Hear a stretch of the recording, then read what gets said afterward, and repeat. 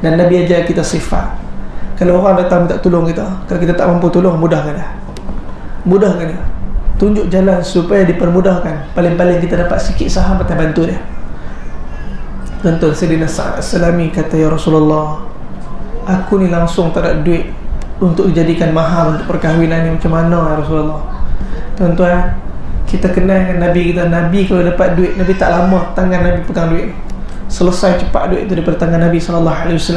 Nabi ialah bukan orang yang mengumpulkan dunia seperti mana saya mengumpulkan dunia dalam bank, dalam akaun dan macam-macam keadaan aset-aset.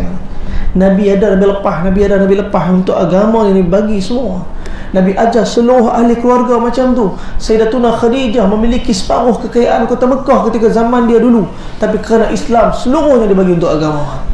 Sayyidina Sa'ad, Sayyidina Abdul Rahman bin Auf, antara orang yang terkaya kota Madinah. Wafat Rasulullah ketika mana Sayyidatuna Aisyah pada satu hari duduk di Madinah, nampak kepulan asap yang cukup hebat dalam kota Madinah. Ditanya oleh Sayyidatuna Aisyah, ni apa yang menyebabkan begitu hebat debu ni? Maka kata, ya Ummul Mukminin, wahai Sayyidatuna Khadijah, wahai Sayyidatuna Aisyah, debu ni datang daripada unta-unta Abdurrahman bin Auf yang datang masuk ke kota Madinah begitu banyak, menyebabkan habis berdebu kota Madinah. Nak kata punya kaya Abdurrahman bin Auf. Sayyidatuna Aisyah tengok, geleng kepala. Alangkah baiknya kalaulah seluruh harta ni diinfakkan di jalan Allah Subhanahu Wa Taala. Itu yang perkataan dia. Dia cakap bukan dekat Abdurrahman, dia cuma cakap macam tu ya depan sahabat tadi. Perkataan ni sampai pada Sayyidina Abdurrahman bin Auf. Apa jadi? Seluruh Abdurrahman bin Auf bagi untuk agama. Mereka tak pernah berkira-kira dengan Allah yang tak pernah berkira-kira dengan kita. Kita kadang-kadang duk berkira-kira sangat dengan Allah. Nak bagi masa berkira-kira, nak bagi duit berkira-kira, nak bagi itu berkira-kira. Kadang-kadang kita ni banyak sangat berkira-kira dengan Allah. Cuba tengok balik kehidupan kita. Apa pernah dah Allah berkira-kira nak bagi macam-macam kat kita? Pernah tak kita terfikir kita duduk di saat macam yang kita duduk hari ni? Kesempurnaan kehidupan ni, macam-macam Allah bagi, lebih pada Allah ambil.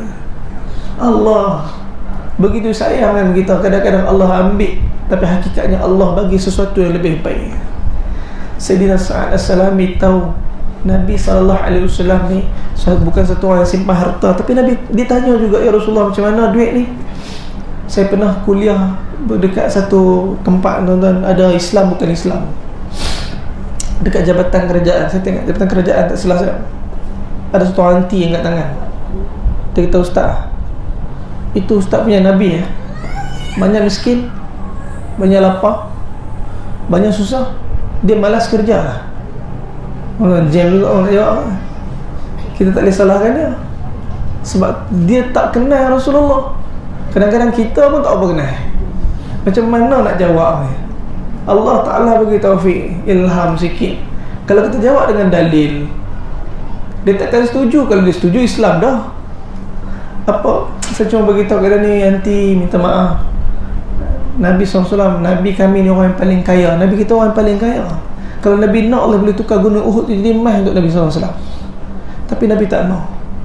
Saya cuma nak tanya, kalau anti ada anak anti sakit, kena masuk ward, kena masuk operation, doktor kata ni anak 50-50, boleh hidup boleh mati, itu masa anti boleh makan? Adakah masa mau makan? Adakah selera mau makan? Dia kata, mana ada selera mau makan, ustaz? Ini kalau anak mati apa macam, dan selagi tu anak belum sihat, belum okey, doktor belum cakap okey, selagi tu saya tak boleh makan, tak ada selera. Kalau anti nak tahu, tu Nabi kita bukan Nabi miskin, bukan Nabi tak nak makan, tapi Nabi tak ada selera, tak sempat nak makan, tak sempat nak fikir, tak ada masa untuk dunia-dunia macam ni. Kerana kehidupan Nabi sibuk fikir. Kita yang akan lahir lepas pada kufatan Nabi SAW. Tuan-tuan bayangkan, ini keadaan Nabi kita. Sebab tu Sayyidina Sa'ad As-Salami, walaupun dia tahu Nabi tak ada duit, masa tanya juga, Nabi kata apa? Nabi kata, wahai Sa'ad, pergi rumah Abdurrahman Auf, minta dia bagi. Pergi rumah Uthman Affan, minta dia bagi. Pergi rumah Ali ibn Abi Talib, minta dia bagi, nanti dia bagi. Pergi. Dan akhirnya semua bagi. Banyak, lebih daripada apa yang dia nak beli pada mahal. Bawa duit tu, dia pergi pasar, pilih harta, pilih nak beli hadiah, nak bagi kat bakal isteri ni. Dah kahwin dah isteri dah, tapi belum bagi mahar. Tengah pilih-pilih, tuan-tuan, datang satu panggilan. berjihad di jalan Allah Subhanahu Wa Taala. Nak pilih berjihad ke, nak pilih isteri ke? Kita kalau jadi bos, kita ada staff baru menikah, tiba-tiba esok dia main panchkat. Pelik tak pelik kan? Wih, kata hang ni pekerja cemerlang betul. Bukan baru menikah ke semalam. Aku rasa aku baru pergi makan kunuri hang semalam. Hang yang kerja dah balik. Kita bos pun kita ada toleransi pada pekerja kita ni. Takkanlah semalam nikah hari ni masuk kerja, pergi lah cuti dulu, pergi berjalan dulu, rehat dulu, pergi dengan isteri dulu, tenang-tenang dulu. Ini kita Nabi je dah.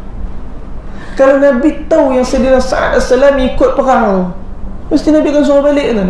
Sa'ad As-Salami kenal Nabi.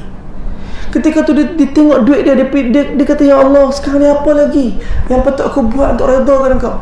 Daripada duit nak beli mahal tu, dia tukar beli peralatan perang. Dia beli pakaian perang yang menutupi seluruh badan dia, sehingga kan tak nampak apa-apa pada badan dia. Dia masuk dalam perbarisan tentera Islam. Tak ada siapa kenal dia. Nabi tak kenal dia. Satu orang tanya Sayyidina Ali, wahai Ali, siapa tu? Tak pernah tengok. Kata Sayyidina Ali, biar. Mungkin tu satu orang daripada Basrah ataupun satu orang daripada Kufah, datang nak bantu menegakkan agama ni, biarkan dia. Dia punya sayang kat Rasulullah kan.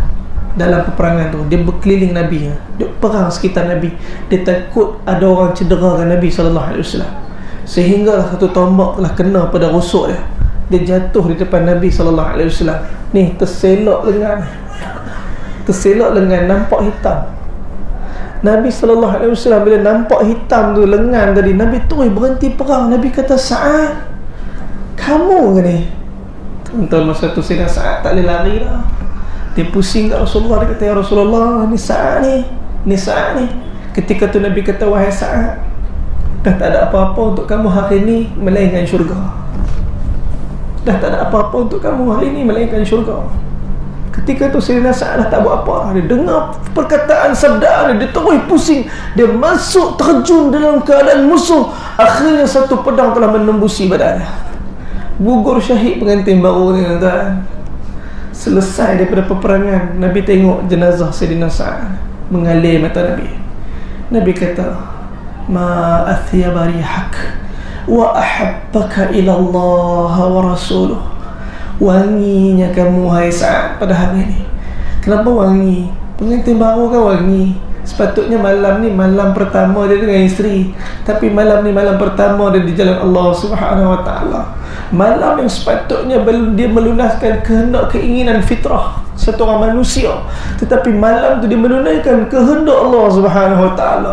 Inilah keindahan bercinta dengan Allah. Orang yang kalau dah sayang Allah, dia akan hilangkan segala keinginan dia, kerana yang dia faham, ya Allah, aku ni bukan siapa-siapa, aku cuma hamba Engkau, ya Allah. Seperti mana Kau sayang pada aku, Kau campakkanlah cinta supaya aku pun sayang pada Engkau seperti mana kecintaan Kau kepada aku. Nabi kata, wa ahabbaka ila Allah wa rasuluh. Wahai Sa'ad, betapa sayangnya Allah dan Rasul pada engkau saat dan ketika ni. Nabi menangis. Tak lama lepas tu Nabi tengok ke langit, Nabi senyum. Lepas tu Nabi tengok balik jenazah Sa'ad, Nabi palingkan wajah Nabi SAW. Sahabat tu tengok tak faham. Abu Lubabah radhiyallahu anhu tanya, ya Rasulullah, apa yang kamu buat kami tak pernah tengok pun? Nabi kata, aku melihat jenazah Sa'ad, aku rindu sangat menyebabkan aku menangis. Kemudian aku tengok rohnya diangkat sehingga ke haud, dilayan oleh para malaikat. Sahabat tanya, wahai Rasulullah, haud tu apa? Kata Nabi, itulah telaga aku. Satu orang minum seteguk air daripadanya akan hilang dahaga sampai bila-bila. Aku melihat Sayyidina Sa'ad dilayan di sana. Aku senyum kerana aku seronok sangat. Bila aku tengok balik pada jenazah Sayyidina Sa'ad, aku palingkan wajah aku, kata Sayyidina Sa'ad, kenapa? Aku melihat bidadari syurga menggomri jenazah aku. Salah satu daripada bidadari tadi terselak betih. Aku palingkan wajah aku, kata Nabi, kerana itu bukan milik aku, itu milik Sa'ad radhiyallahu ta'ala anhu. Nabi kata, wahai para sahabat, himpun seluruh harta Sa'ad, pergi ke rumah Amr bin Wahab, beritahu pada Amr bin Wahab, ambil semua harta ni, kerana Allah telah bayar mas kahwin Sa'ad dengan bidadari syurga yang lebih baik dan cantik pada anak kamu. Inilah kehidupan akhirat yang dijanjikan oleh Allah dan Rasul. Apa lagi yang kita nak dari dunia ni? Berapa ramai orang yang sanggup mengorbankan dunia dia, mengorbankan akhirat dia untuk dunia. membeli dunia dan menjual akhirat untuk keselesaan sementara, dan dia mengorbankan segala kesenangan abadan abada.